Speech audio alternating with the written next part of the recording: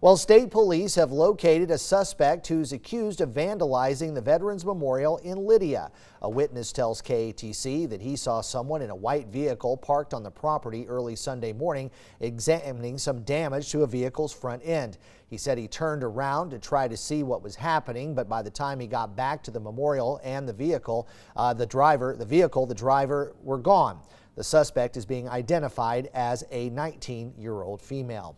We have Abby Breidenbach, I believe, live over in Lydia here this morning with the latest. Good morning, Abby. Good morning, Dave. That's right. If you take a look behind me, you can see the damage done to the memorial. And actually, we can see evidence that starts all the way back behind our photojournalist here, Taylor. If you take a look at those tracks over there, that's where this woman began to veer off the road. Now, you can follow the tracks all the way to the memorial, a long way that she went off the road here, actually. And you can follow them right here. You see, this used to be a bench like those other benches. Right here, this post used to be part of a bench.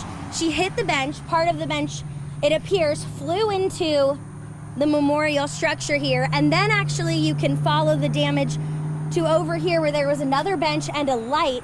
And you can see all of the pieces sort of scattered on the ground. You can see big chunks of that granite from the benches. You can see the front of her car. Actually, if you look over here, you can even see the Nissan part of her car. Now, luckily, like you reported, Dave, they did find the woman who did this. She was a 19-year-old. I thought when I saw this, she must have been intoxicated. Maybe this was a drunk driving incident. It was actually texting and driving that did this. So now we're going to talk over here to a witness and then one of the men who raised a bunch of money for this. Mr. Scott, you saw what happened. You saw the damage right away. Yes, I pass every morning to get my breakfast at the store.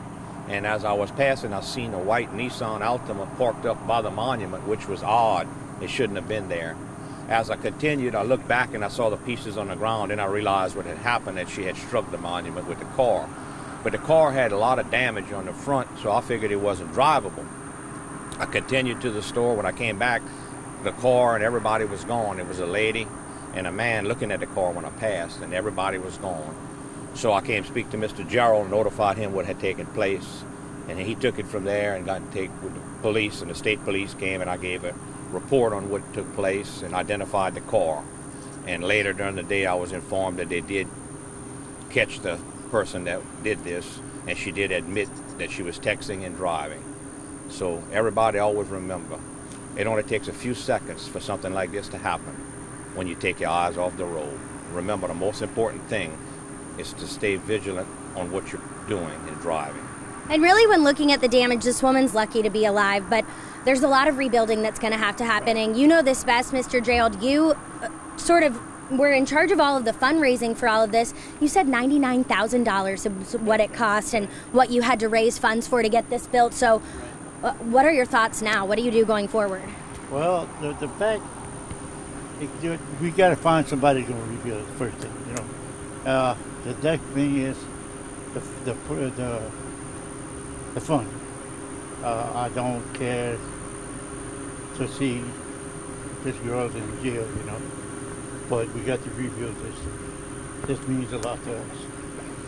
And we'll talk to you later. We'll post on our website how you can help if you'd like to help to rebuild the memorial here in Lydia. Reporting live in Lydia, Abby Breidenbach. Good morning, Acadiana.